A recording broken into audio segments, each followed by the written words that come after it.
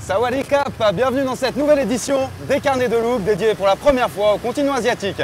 C'est avec beaucoup d'émotion que je viens d'atterrir pour un 19e voyage sur ma destination favorite, sauf que cette fois, je vous emmène avec moi.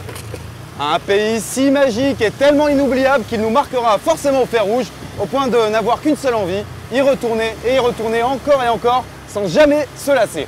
Bon, inutile d'être davantage dithyrambique, on part en direction du royaume de Thaïlande. Let's go!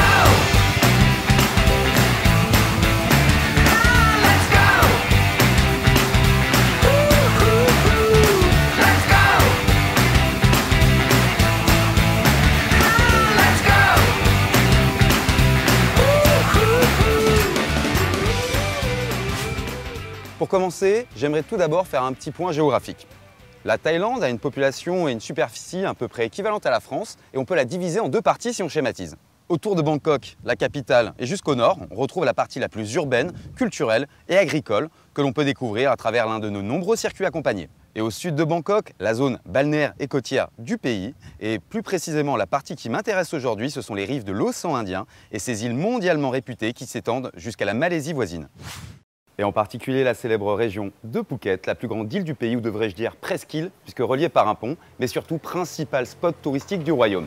Et c'est un point de départ idéal pour des escapades en bateau vers les innombrables îles et parcs de la mer d'Andaman, comme entre autres Koh Phi Phi, Koh Lanta ou encore la baie de Panga ou Krabi.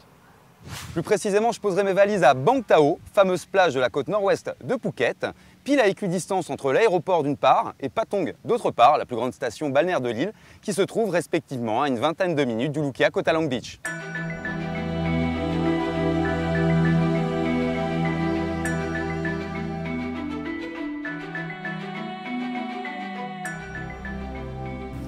La population thaïlandaise est à plus de 90% de confession bouddhiste. Cette religion tolérante, zen, joyeuse et spirituelle à la fois rythme véritablement la vie quotidienne. Bien que les principaux sites sacrés se situent dans la partie nord du pays, il existe néanmoins à Phuket des lieux dignes d'intérêt qui nous donneront un bon aperçu de la culture bouddhiste. Comme ici au pied du majestueux Big Buddha au sourire énigmatique et dominant la baie de Chalong au sud de l'île du haut de ses 45 mètres.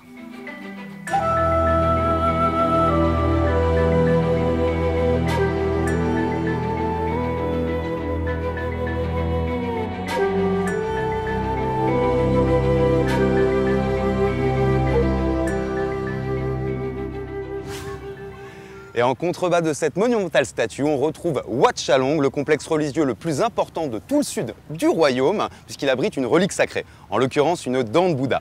Un endroit à faire absolument, toujours très dépaysant et animé, où se côtoient en toute harmonie moines, pèlerins et touristes. Eh bien, je me trouve maintenant à Phuket Town, la capitale de la province, souvent ignorée à tort par les touristes, mais qui à mon sens vaut largement le détour. En particulier grâce à ses jolies ruelles, ses maisons aux couleurs pastel et ses nombreux restos, herboristeries, boutiques ou guest house au charme rétro et désuet, comme ici autour de Talang Street.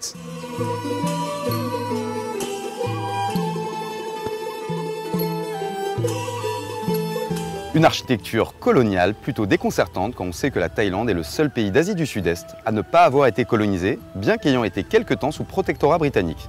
C'est d'ailleurs pour ça qu'on roule à gauche. Vous aurez peut-être reconnu un style portugais, puisque aussi étonnant que cela puisse paraître, nos amis lusitaniens ont fortement marqué l'histoire de Phuket en venant profiter dès le XVIe siècle de la principale richesse de l'île de l'époque, les mines d'étain.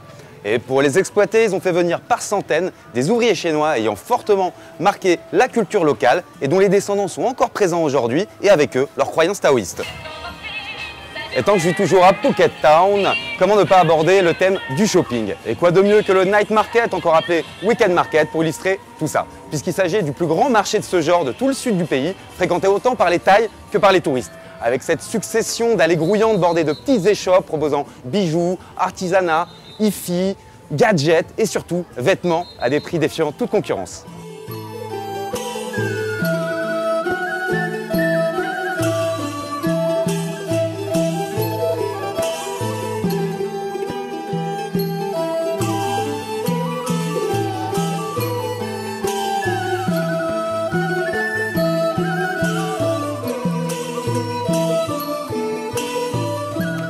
C'est vraiment un passage obligé pour moi, vu que c'est là que je renouvelle ma garde-robe chaque année. Bon, j'ai du shopping à faire, mais juste avant, deux derniers conseils. Premièrement, organisez votre programme en fonction de ce marché qui, comme son nom l'indique, se déroule samedi et dimanche soir. Ça serait dommage de manquer ça. Et deuxièmement, ne chargez surtout pas votre valise, vu qu'il est impossible de revenir d'un voyage en Thaïlande les mains vides. Je sais pas vous, mais moi faire autant de shopping, ça m'ouvre l'appétit. Ça tombe bien, puisque le night market, c'est aussi et surtout des dizaines de stands de rue et petits restos typiques comme on en retrouve dans tout le royaume. On a vraiment envie de s'arrêter partout et tout goûter. Enfin, presque tout goûter. Puisque la succulente gastronomie thaï est non seulement considérée comme une des meilleures, mais aussi et surtout comme la plus raffinée d'Asie. Une incroyable et enivrante explosion d'odeurs, de couleurs et de saveurs inimitables, mélangeant subtilement épices, herbes, sauces, coco, curry, etc. Un vrai régal. Par contre, je vous préviens, étant donné qu'il est possible de grignoter à toutes les heures du jour ou de la nuit et qu'on a tendance à prendre plus de 3 repas par jour en Thaïlande, on risque de revenir avec quelques kilos en plus. Et encore une chose, étant donné que tous les plats sont plus ou moins pimentés, même certains desserts, retenez bien dans l'intérêt de votre palais l'expression Ao Mai Pet qui signifie pas trop pimenté en thaïlandais. En résumé, un voyage en Thaïlande, c'est aussi et surtout littéralement un voyage culinaire pour vos papilles. Allez, bon appétit!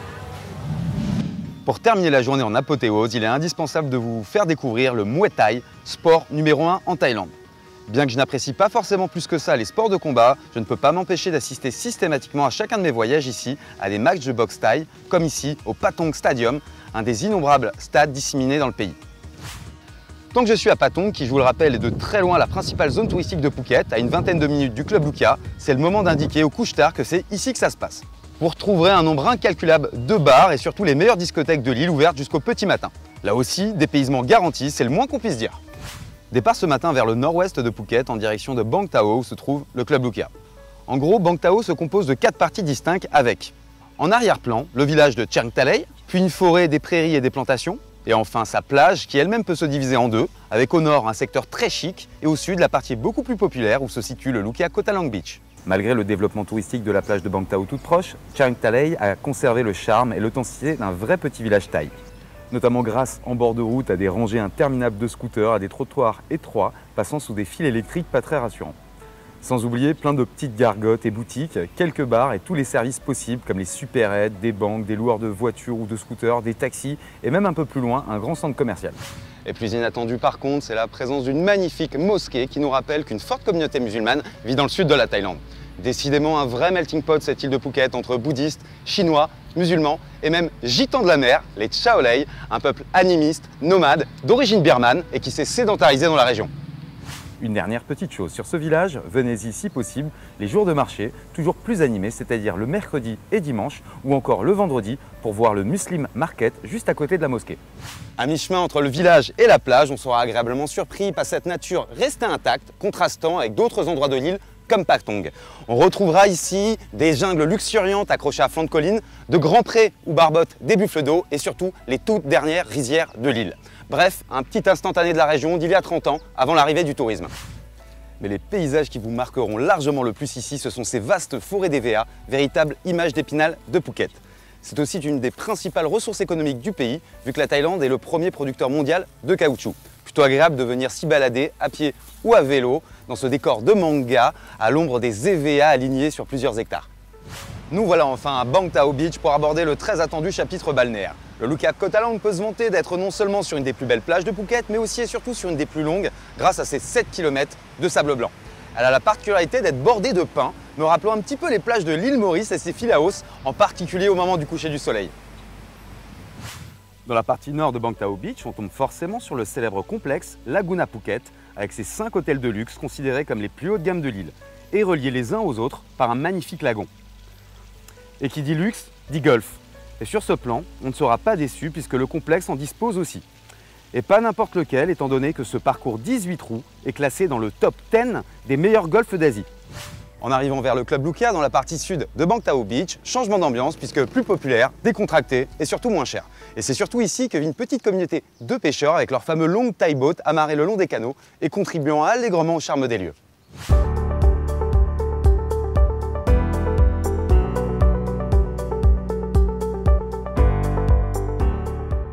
Et après ce tour complet de l'île de Phuket, nous voilà comme convenu au Lukia Kotalang Beach où l'on m'attend et je vais vous présenter un personnage de Look Voyage que vous avez forcément déjà croisé en Club Lukia. Je veux bien sûr parler d'un de nos plus célèbres délégués, en l'occurrence Johan ou Yo-Yo pour les intimes. Salut Comment Samy, ça va? bienvenue à toi. C'est très plaisir de te voir. Surtout en Thaïlande, c'est ton carnet de loot dédié à ta destination cette fois-ci, si tu veux bien m'accueillir. Soyez les bienvenus, avec grand plaisir, on y va. Alors comment se passe ta saison ou tes saisons devrais-je dire, puisque tu as la chance d'être là depuis pas mal de temps. Depuis déjà 6 mois, depuis l'ouverture, et j'enchaîne sur une deuxième pour tout l'été. Tu en as de la chance, Voilà. t'es accro à la Thaïlande comme beaucoup de monde. C'est un peu le paradis sur Terre, hein, que ce soit les gens du coin, que ce soit les paysages que l'on découvre, c'est vraiment une très très belle destination. Je te cache pas que je t'envie. Et juste avant de découvrir le club, tu peux m'en dire 2 mots pour me mettre en condition un petit peu? Bon, en plus d'une ouverture, c'est aussi un nouveau concept, on a su s'adapter à la culture locale, donc une animation plus légère, mais tout aussi proche de nos clients, dans l'accompagnement, dans la découverte, c'est le paradis. Ah, donc la convivialité comme d'habitude. Exactement. Mais, Les grandes lignes du club. Une animation un peu à l'image de la Thaïlande. Exactement, j'ai envie de dire. c'est ça. Ça marche. Et sinon, après la visite, moi j'ai un petit peu de temps libre. Est-ce que demain, tu es disponible? Eh ben, je vais faire en sorte en tout cas. Eh bien écoute, surprise pour toi, j'ai l'opportunité de t'emmener en mer demain pour aller voir la baie de Palinga, qui est un parc national absolument superbe, et ça c'est la Thaïlande. Ça marche. Et ça sera l'occasion de parler un petit peu des excursions avec toi, parce que ça se résume pas qu'à ça évidemment. Avec grand plaisir. C'est incontournable. Avec grand plaisir. Ok, écoute, ça fait plaisir. Merci encore une fois de ton accueil. Soyez les On se bienvenus. voit donc demain, quelle heure 9h le départ. Je suis toujours ponctuel comme tu le sais. Profite. Allez, salut, merci. Dès l'arrivée, pas de doute, on est bien dans un 4 étoiles en Thaïlande qui, je vous le rappelle, est juste une des meilleures hôtelleries du monde. On apprécie tout de suite son grand lobby, puis son bar au style moderne et épuré qui donne tout de suite le ton. L'hôtel est composé de 8 petits bâtiments de 2 ou 3 étages avec ascenseur, implanté dans un grand jardin tropical et agencé en épis autour des piscines. Les 283 chambres du Lukia Koh Talang Beach sont toutes élégantes, décorées avec goût, fonctionnelles et surtout très spacieuses. Elles peuvent accueillir jusqu'à 3 adultes ou 2 adultes et 2 enfants maximum. Et comme vous le voyez, elles sont parfaitement équipées avec un grand balcon ou terrasse donnant sur les jardins et piscines, une télé-écran plat, un coin salon très sympa et séparé du reste de la chambre par un rideau, un coffre-fort gratuit et aussi une kitchenette avec micro-ondes, grand frigo, vaisselle, nécessaire de thé ou café, etc., etc. Allez, on se retrouve à la piscine. Côté piscine, au Lukia Koh Talang Beach, on a l'embarras du choix avec 3 superbes piscines à fond noir, un grand bassin enfant et 2 pataugeoires. Pour commencer, la principale est son agréable espace aquatique paysager de 1340 m², un vrai lagon parsemé de petits ponts et îlots, et dans laquelle on profitera d'un toboggan très fun qui fera le bonheur des familles et d'un super pool bar toujours très apprécié. La deuxième piscine, tout aussi jolie et avec un jacuzzi, est dédiée cette fois-ci à Look Voyage et c'est évidemment là que se concentrent nos animations et activités sportives aquatiques. Et qui de mieux pour nous en parler que notre charmante chef de village, Anso. Comment ça va? Ça va et toi? C'est donc un Lukia Zen. Explique-moi en quoi ça consiste. Alors, c'est-à-dire qu'on a un peu moins d'activités, mais ici, on a quand même les activités Look Voyage, telles que les incontournables, la pétanque, l'aquagym, le stretching et j'en passe. Du grand classique malgré tout. Et en ce qui concerne les activités nocturnes, Nous avons les spectacles, mais nous avons la chance d'avoir ici même une soirée spéciale, la soirée cinéma au niveau de la plage. C'est un nouveau concept et c'est dès demain à partir de 22 h, donc bien entendu, on compte sur toi. Sans oublier vendredi, la soirée Wattels, la soirée blanche qu'on a dans tous les Lukia. la plus attendue de la semaine. Qui serait Exactement. aussi. Ça marche. Merci pour tes explications et encore une fois, une très très bonne saison. Merci, bon après-midi. Et n'oublions surtout pas, comme dans un grand nombre de clubs Lukia d'ailleurs, la piscine labellisée Posez-vous. Donc sans animation, régnera une atmosphère très calme, propice à la détente et au repos. Bref, avec autant de piscines pour un club Lukia de moins de 300 chambres, je vous garantis qu'elles ne seront jamais bondées. Le Lukia Koh Talang est bien sûr pied dans l'eau et à part ça, rien à rajouter de plus vu que vous connaissez déjà très bien cette partie de Mang Tao. Mais vous trouvez pas qu'il manque quelque chose? Effectivement, l'hôtel a volontairement choisi de ne pas se doter de transat, parasol et base nautique pour d'une part sublimer ce décor enchanteur et d'autre part pour préserver l'environnement. En effet, le Club Lukia a été récompensé par un prestigieux label, le Travel Life Gold, pour ses efforts en matière écologique. À signaler justement que Look Voyage est toujours aussi fier d'être le premier Théo français à avoir reçu cette certification Travel Life pour ses actions en faveur d'un tourisme plus durable. Au-delà de cette spectaculaire vue à 180 degrés sur l'océan Indien, je tenais absolument à mettre en avant l'excellente cuisine du restaurant principal, mêlant subtilement spécialités thaï et plats internationaux. Quel coucher de soleil! À signaler également qu'au Lukia Koh Talang Beach, il est possible de dîner dans un excellent resto Thai Fusion, très raffiné et très prisé pour son ambiance feutrée et romantique. D'ailleurs, j'attends mon plat. Koponka. Apparemment, je vais me régaler. Regardez-moi ces noix de Saint-Jacques, la salade d'artichaut et cette présentation très raffinée. Place maintenant à un des événements les plus attendus de la semaine de Lukea Coatland Beach, comme dans tous les clubs Lukea d'ailleurs, la désormais célèbre et irremplaçable White Health. Pour ceux qui la découvrent, c'est notre fameuse soirée blanche dédiée exclusivement aux clients Look Voyage et qui se déroule ici dans un cadre très lounge, en bord de plage, un moment que je voulais absolument partager avec vous. Allez, suivez-moi.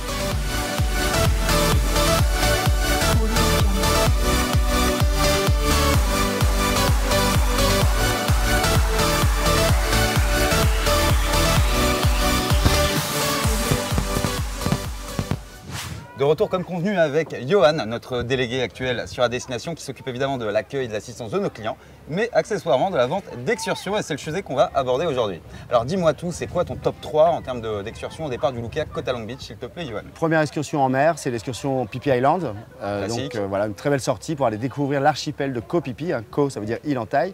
Et là, on va passer la journée en mer, voir les plages les plus belles de Thaïlande, le sable blanc et surtout aussi pour faire du snorkeling et voir la barrière de corail. Et Maya Bay, le fameux film, évidemment, la plage, découvrir la plage de Maya Bay, célèbre depuis le film The Beach, la plage, avec Leonardo. Ça en fait une. Quoi d'autre? En deuxième excursion phare, on a une très belle sortie culturelle qui s'appelle le Phuket Cultural Tour, qui vous permettra d'aller visiter des temples, et c'est important pour la première fois en Asie ou en Thaïlande, d'aller au moins voir un temple bouddhiste. C'est un lieu de recueillement, c'est un lieu très serein, on peut se faire bénir par les moines bouddhistes, très sympa. Temple de Chalong, fabrique de noix de cajou pour la culture locale, déjeuner dans les arbres dans un restaurant gastronomique extraordinaire.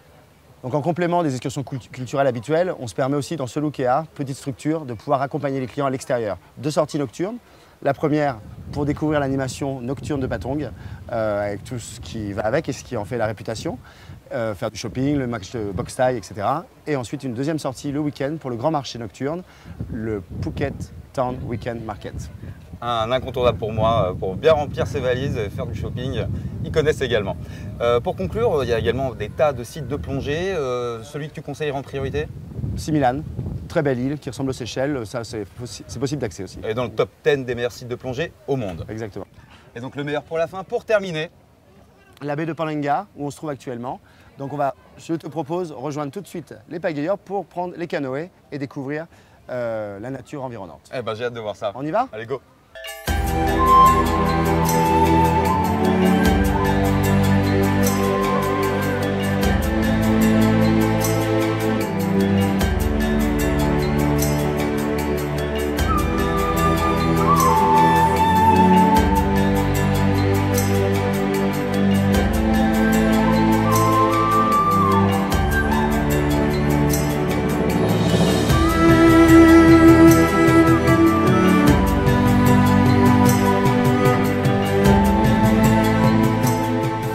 Waouh, effectivement ça vaut le détour. Je ne connaissais pas du tout cet endroit de la baie de Panga. Je te remercie de me le faire découvrir. Écoute, comme promis, très bien gardé apparemment. Comme prévu, on est descendu de notre bateau, on a emprunté nos canoës. Ce sont des baies qui sont accessibles uniquement sur des petites embarcations. Selon les marées, c'est de plus en plus étroit. On peut rentrer dans les grottes, découvrir les lagons. Et c'est vraiment dans ce lagon qui s'appelle Koh Hong qui a été tourné le deuxième James Bond qui en fait la réputation aussi. Hein, Demain ne meurt jamais en 93 de mémoire.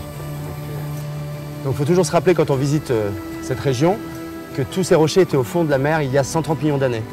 Il y a eu un mouvement des plaques continentales et c'est la barrière de corail en fait qui a explosé, qui a ressurgi à la surface. Et voilà ce qui a donné l'érosion depuis des millénaires.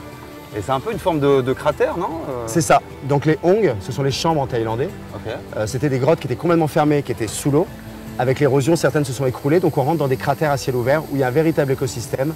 On peut y découvrir des singes, des poules. Ça dépend encore une fois des marées. Voilà. Donc tu vois, tout sur cette roche qui est extrêmement poreuse, hein, donc qui absorbe toute l'eau du fond de la mer, plus l'humidité ambiante qu'on a dans la baie de Panga. C'est pour ça qu'il y a ce ciel un petit peu blanc, voilé souvent.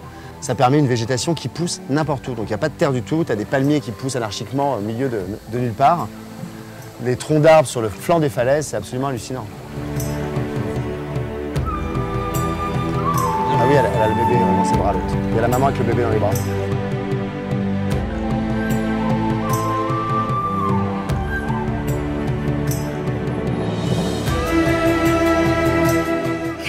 Donne-lui. Donne-lui.